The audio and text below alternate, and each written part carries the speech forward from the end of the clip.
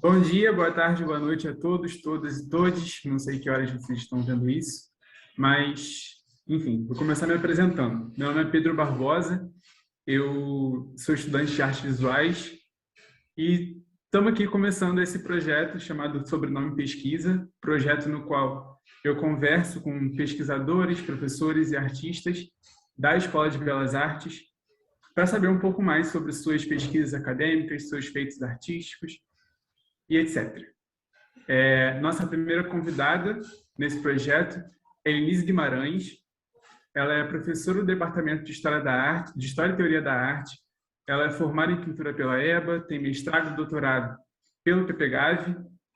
Ela trabalha na área de pesquisa de enredo de escola de samba.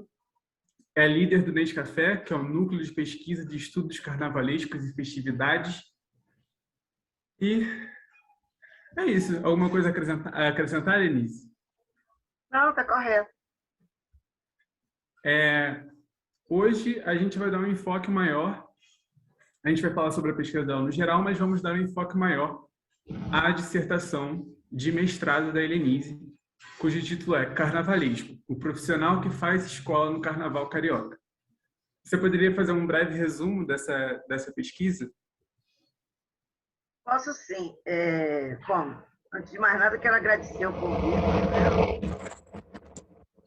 É super importante da visibilidade às pesquisas, né? Dentro do campo da extensão. Agradecer ao Thales, ao Jorge, agradecer a você também, a Carla, por terem me convidado.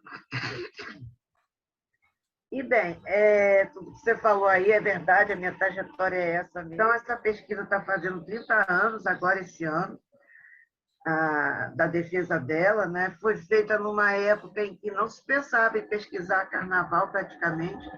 Nós não tínhamos nada assim escrito, né? Não tinha o costume e não tinha também a credibilidade. O pessoal achava que carnaval não era assunto de pesquisa, né? Então, os pesquisadores que hoje estão em campo e têm as pesquisas já assim considerada já de fato, né? Na época estavam começando e a gente tinha de bibliografia um ou dois livros na área de antropologia. E aí eu, por conta de eu ter feito uma escola de samba, trabalhar a pesquisa de carnaval. E aí o que me chamou a atenção foi justamente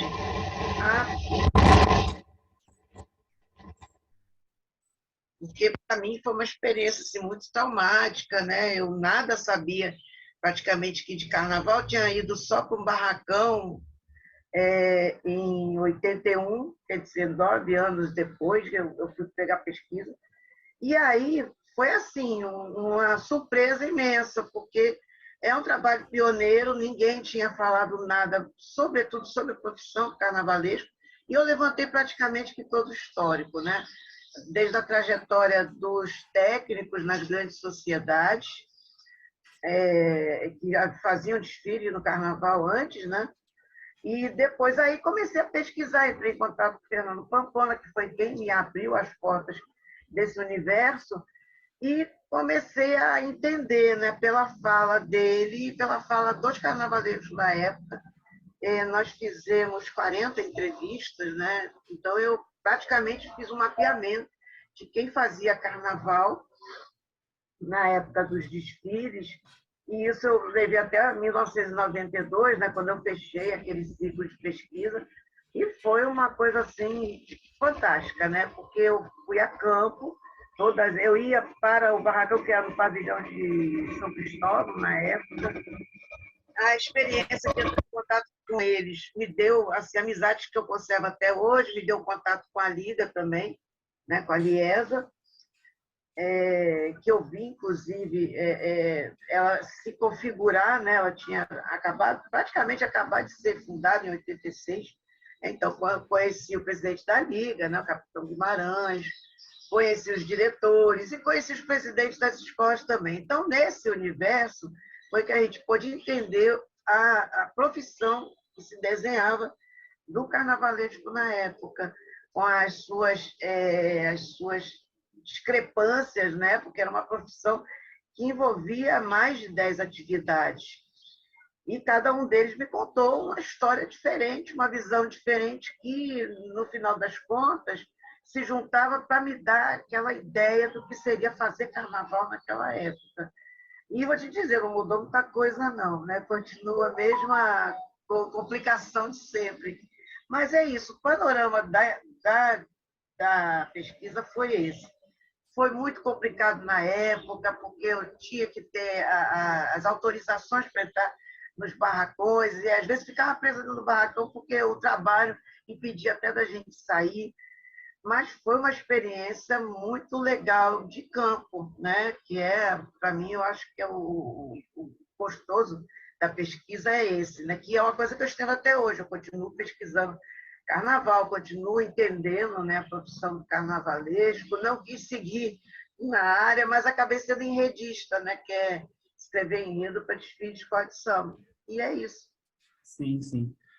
Logo na introdução dessa dissertação, você fala mesmo que esse tema do carnavalesco não se esgotaria naquela pesquisa. Não. Passados 30 anos, assim, você tem alguns pontos de grandes mudanças que renderiam um novo trabalho nesse sentido?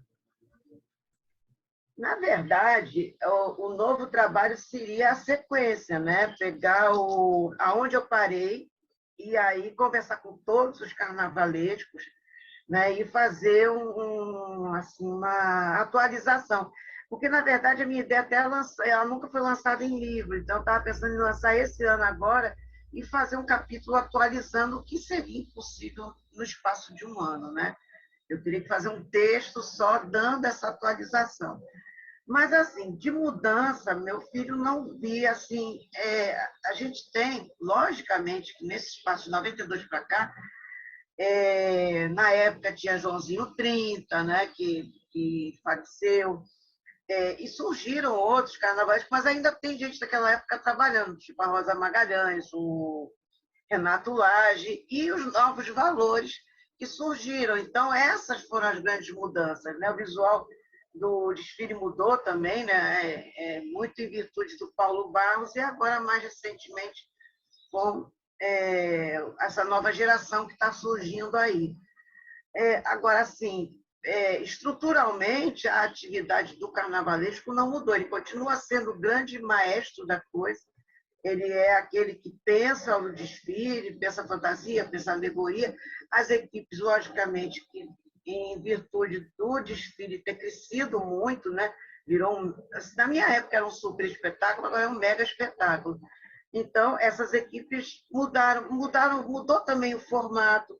Muitos usam o recurso de você ter digital, né, para fazer a fantasia, para pensar o desfile.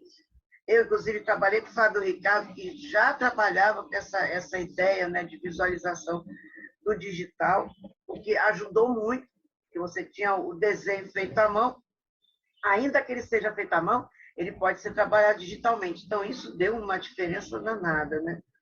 Mas, assim, né, nesse espaço de 30 anos, seria conversar com eles para saber, assim, a nível de mercado de trabalho, o campo que continua sendo muito competitivo, né, porque, muito embora você tenha o carnavalesco que pontue 10 naqueles quesitos que são da responsabilidade imediata dele, e às vezes ele pode ser demitido. Então, e é um mercado muito volátil, né? Você vai tendo figuras que crescem e daqui a pouco somem. Mas isso é normal, não é uma coisa da agora, isso já é da profissão mesmo. E entender também o posicionamento desses novos que a gente está vendo aí, né? Que se posicionam politicamente, que se posicionam, dão uma visibilidade diferente à pessoa do carnavalesco. Mas a proeminência deles sempre existiu. Sim. Agora falando um pouquinho sobre as origens desse profissional, né? O carnaval no Brasil existe lá desde a época do Brasil Império. Mas a figura do carnavalesco, com esse nome, ele surge só depois do advento das escolas de samba em si. Não existia assim o carnavalesco nos ranchos e grandes sociedades, eram técnicos, etc. por que que surge esse profissional específico? Qual a especificidade dele em relação aos profissionais que já existiam antes e faziam carnaval? O surgimento do carnavalesco, ele tem muito a ver com a palavra também, né? Com a palavra carnavalesco, que, segundo o Fernando Pamplona, ela vai ser criada na década de 60, 70, quando começam a chamar assim. Na verdade, ele é o artista, né? E também você tem a figura do técnico, que é o responsável, que é oriundo do teatro, né? Os cenotécnicos, que vão trabalhar nos ranchos e nas grandes escolas, e também com relação à participação da Escola de Belas Artes, que é super importante na história do carnaval, não é só na história da escola de samba. Então, eu vou ter, por exemplo, o diretor da da Academia Imperial fazendo o Amoedo, né? Fazendo estandarte para o rancho. E isso vai juntando, né? Essa academia com o próprio carnaval e esses profissionais do teatro que vão trabalhar nos bastidores, né? Já se chamava o barracão. Quando eu tenho a escola de samba, na década de 20, né? 1928, eu não vou ter a figura do artista ainda. Por quê? Porque eram pessoas das comunidades, era o sambista que ia para a biblioteca para pesquisar o tema, e era uma coisa assim, bem artesanal mesmo, no sentido em que era feita por eles. E aí isso começa a se sofisticar, na década de 50 eu já vou ter, né, pessoas, vou dizer entre aspas, né, mais qualificadas, porque os que faziam a escola de samba eram qualificados também, muito no sentido assim, de que começa a haver uma expansão dessas escolas de samba, e elas começam a ter visibilidade, e aí a mídia, a imprensa começa a exigir um padrão visual mais sofisticado, de beleza, né? E isso vai impactar muito, né, no que as escolas queriam na época, porque o padrão, o modelo era a grande sociedade com as suas alegorias. Isso começa a ser uma coisa antropofágica, né? Ela vai engolindo, né, esses modelos e vai buscando por ele, né? Não houve assim, uma invasão de academia que tomou conta para fazer um desfile mais bonito, e sim um acordo entre as partes, né? A própria escola de samba vai buscar, porque a imprensa diz que as alegorias eram caixotes de cebolas, monstros bamboleantes. Então, isso, você imagina, eles estavam procurando o espaço deles na mídia, estavam procurando, inclusive, o espaço, o status dentro dos campeonatos de desfile, que tem esse contexto competitivo também. E aí é que surge o artista que vai criar essas coisas, né? Ainda de uma maneira bem, assim, bem confusa, né? E isso vai se organizando até que na década de 60 eu vou ter uma sistematização, que é a que vem justamente com o grupo do Pamplona, que é um cenógrafo, professor da EBA, que vai levar um grupo de alunos, né, para trabalhar lá, mas primeiro ele vai trabalhar nos projetos de decoração de rua, né, que era o modelo dessa organização de equipe, do projeto de decoração de rua, é que vai para o barracão. E isso é que dá a grande mudança, que depois vai me dar também a figura do carnavalesco como aquele elemento central que vai coordenar essas pessoas, né? E dessa equipe do Pamplona é que vai surgir os outros que vão trabalhar não só nas decorações, mas nas escolas de samba, que começam a chamar esses artistas para serem os criadores dos seus desfiles. Então, é uma denominação que surge ali, né, de alguém ter falado, e aí eles começam a se chamar assim carnavalesco, né? Porque, na verdade, carnavalesco, o nome é todo aquele que gosta de carnaval e pula carnaval. E ela se transforma na denominação de uma profissão. É interessante você falar sobre o Pamplona, porque isso dá um gancho para a gente falar sobre a participação da EBA na construção desse carnaval como a gente conhece, né? Em 2018, por exemplo, a São Clemente fez um desfile através do Jorge Silveira, que também foi seu aluno, denominado Academicamente Popular. Você acha que existe uma tensão entre a essência popular do carnaval e essa essência quase, às vezes, intocável, assim, da academia? Você acha que essa tensão, se existir, ela pode ser atenuada de alguma forma? Bom, a tensão que sempre existiu foi a tensão dos desafios, né? Que não estão ligando não está ligado somente a fazer escola de samba. Né? A gente tem que entender que a Escola de Belas Artes ela sempre esteve ligada ao carnaval de alguma maneira. Né? Como eu falei, diretor fazendo estandarte, aí você tem o carnaval como um grande campo de competição e a academia participando disso, ela vai participar, inclusive, de corpos de jurado, né? Vão lá para julgar os grandes desfiles de grande sociedade, de escola de samba, e todos aqueles que precisassem, né, de pessoas qualificadas por sua formação estética, sua formação filosófica, que gostasse de carnaval, que era o principal.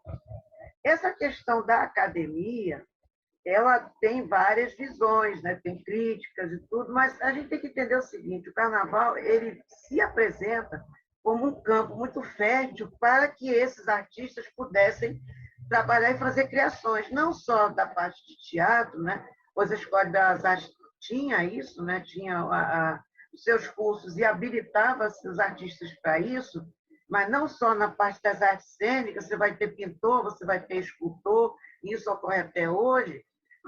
O carnaval ele se apresenta como um campo fértil, né, para essas criações.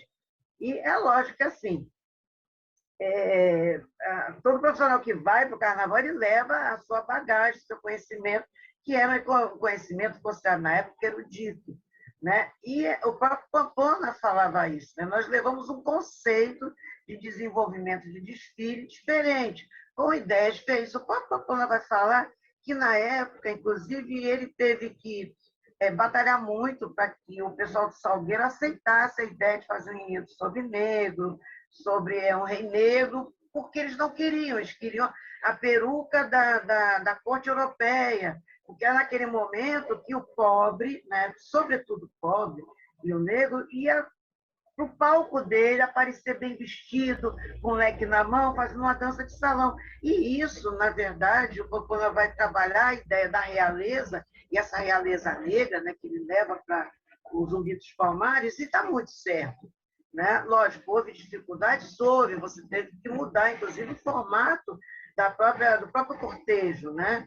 Então, esses conceitos de teatro foi a academia que levou e que foram sendo trabalhados por uma coisa que ele mesmo falou para mim. Se não fôssemos nós, seriam outros.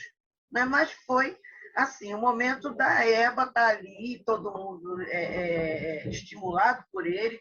Volto a dizer, quem foi o mentor dessa história toda só é Pamplona. Entendeu? Porque ele estimulou, ele desafiou as pessoas, os alunos, os colegas, a concorrerem com ele.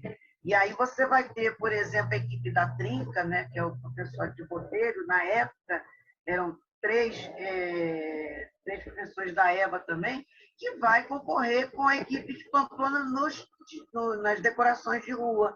Então, é uma coisa bem profissional isso, aquela mentalidade que a gente leva da academia, da Escola de Belas Artes para o carnaval como um todo, não só a escola de samba. Isso depois vai se amadurecendo, né? Vai se tornando uma coisa complexa, conforme o carnaval da escola de samba vai se tornando mais complexo também, você tem uma complexidade maior. E é isso. E é interessante pensar que essa influência da Escola de Belas Artes ela não parou, né? Então, assim, até hoje nós temos aí carnavalescos muito bem-sucedidos, como o Leandro Vieira, bicampeão pela Mangueira, campeão pela Imperatriz no ano retrasado. Tem o Leonardo Jesus, tem o Jorge Silveira. Eu queria saber como é que você vê esses novos carnavalescos. Você acha que o carnaval e a EBA estão sendo bem representados aí na avenida? Eu acho assim, eu acho que tem alguns elementos que a gente tem que pensar, né? O que mudou na ideia de um carnavalesco solicitado pelas escolas de samba, vai ter que pensar que a escola de samba é que pede, tá? E aí aconteceu uma coisa curiosa, né? Eu fui uma das primeiras que tinha mestrado. E agora você vai ver uma série de carnavalescos, mestres e doutores, entendeu? Como se isso desse assim, uma habilitação. Na verdade, da parte deles, é uma coisa que os torna mais qualificados. Da parte das escolas, é uma coisa que atrai mais também. E essa participação que você está falando, do Leandro, tem o Gabriel também, né, que está na Grande Rio, o Leonardo Bora, o Fábio Ricardo, que não terminou o curso, mas também foi da EBA, são formações que, felizmente, a EBA dá. E agora, por sinal, o nível de pós-graduação também está dando, né, essa formação. Ainda que a gente não pode esquecer que a formação prática deles, do campo das artes, é fundamental, e a EVA é que pode fornecer isso.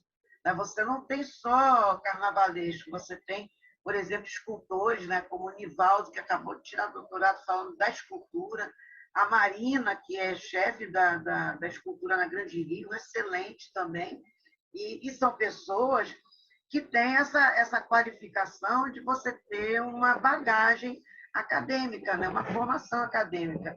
O que não quer dizer que seja fundamental, né? Agora, logicamente, você tem uma nova geração aí com um posicionamento diferente, né? Até assim, no sentido do olhar que eles têm para a própria escola de samba, do olhar que eles têm deles mesmos nesse contexto que é complicadíssimo, porque eles também têm o dom da palavra através de seus desfiles, e, logicamente, que tem a competição, né? Que é o denominador comum de tudo. Continua sendo um campo extremamente competitivo. Tem o Léo de Jesus, que você citou agora, que é me orientando, inclusive, de doutorado. E, nesse campo competitivo, cada vez que você tem um patamar a mais, né, seja de conhecimento ou seja de conhecimento prático, você se coloca mais facilmente.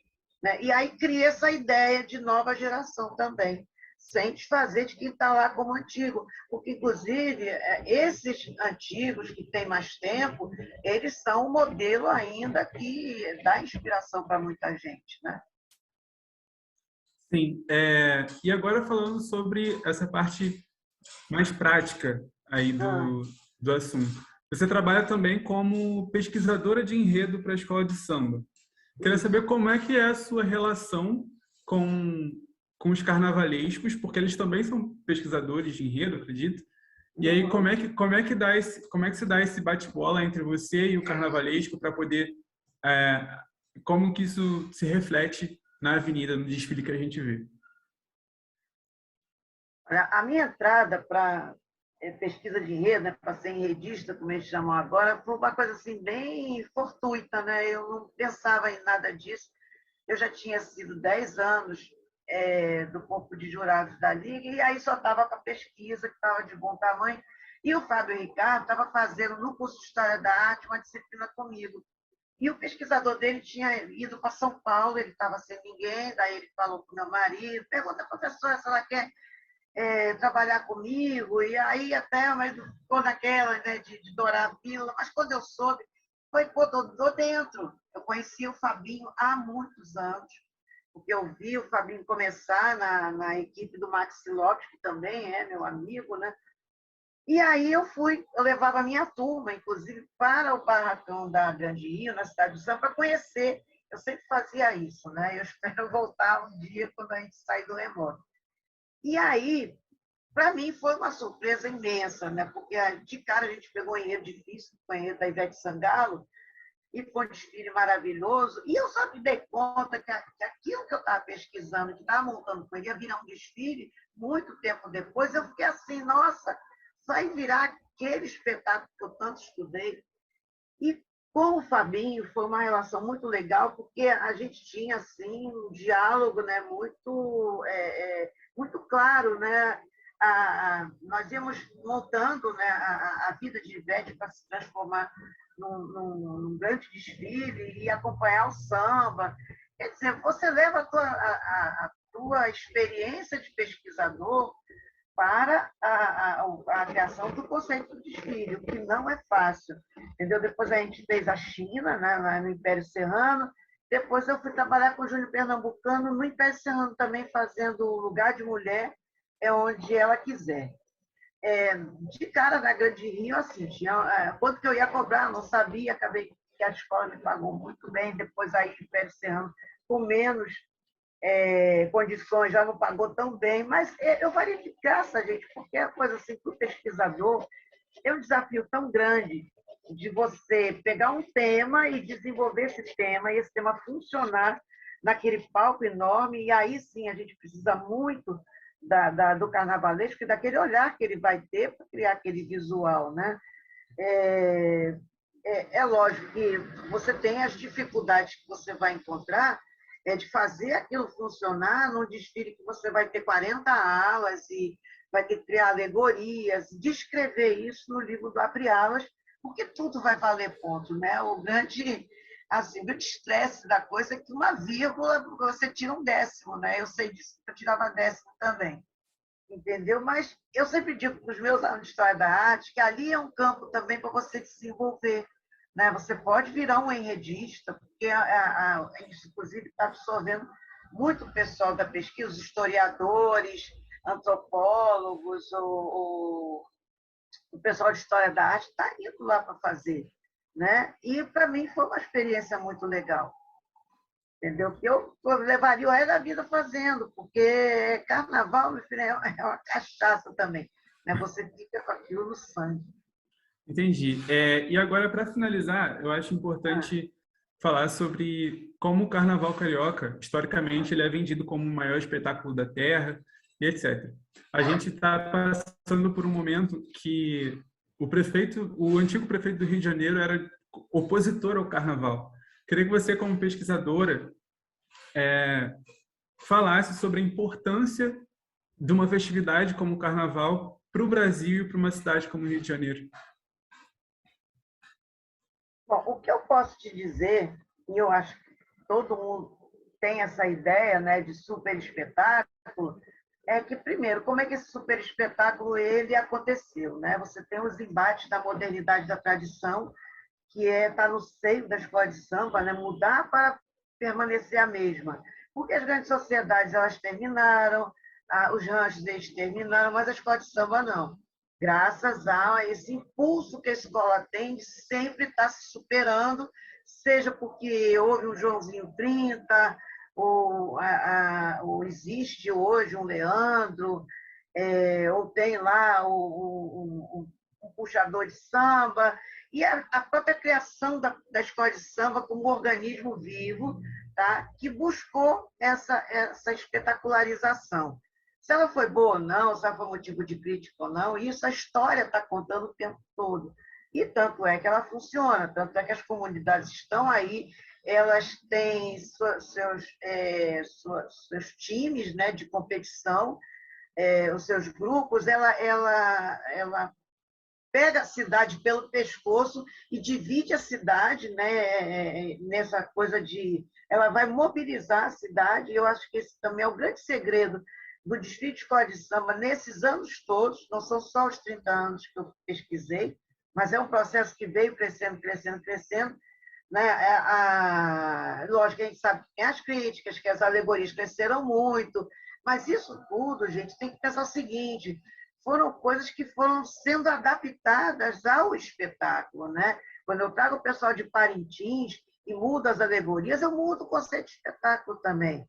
A beleza do espetáculo, você tem a transmissão televisiva, você tem a venda dele, você tem a economia criativa do carnaval, que é super importante para a cidade, né? E nós vivemos uma crise muito grande com o ex-prefeito, né, que saiu, e agora, com esse novo prefeito, que felizmente gosta de carnaval, a gente teve a crise da pandemia.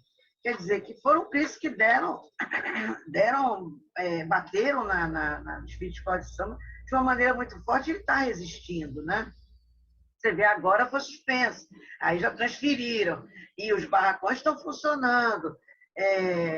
Por que isso, né? Primeiro, porque a gente tem uma imagem do Rio de Janeiro, que é a imagem de carnaval e futebol.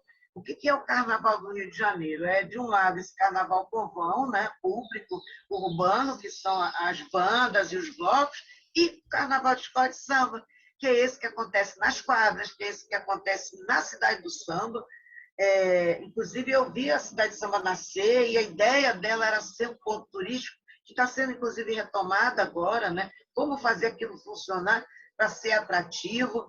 E aí você tem as melhores condições de trabalho dadas para esse espetáculo. Você não pode ter um espetáculo nas condições que eu vi em 92, né, no pavilhão de São Cristóvão, onde hoje é a Feira dos Paraíbas.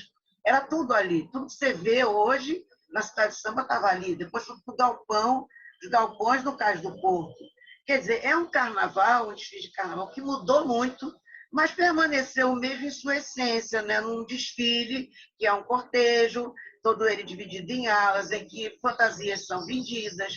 É uma imagem que se vende lá fora de um espetáculo que você não tem em lugar nenhum do mundo, que mobiliza a cidade, mobiliza inclusive as críticas contra ele, né? E a favor, logicamente, mas isso é normal até assim da nossa sociedade, né?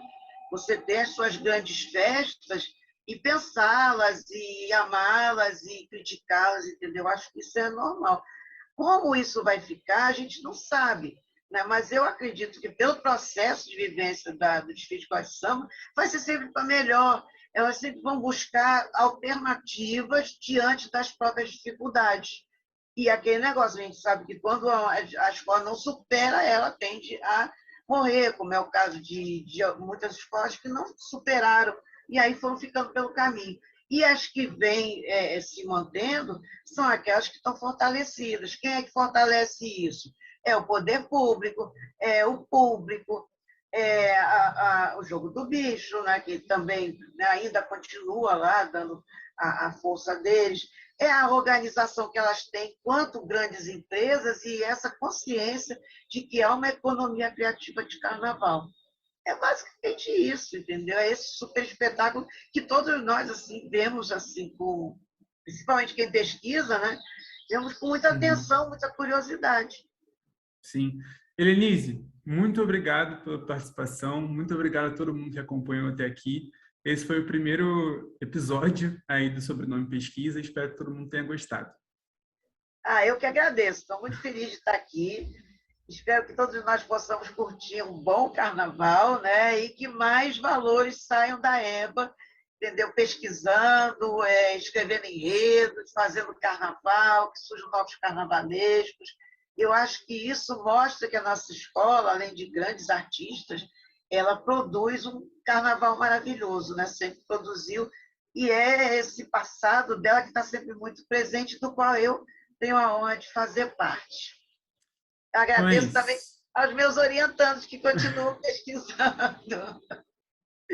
Obrigada, querida. Obrigado, gente. Até a próxima. Até a próxima.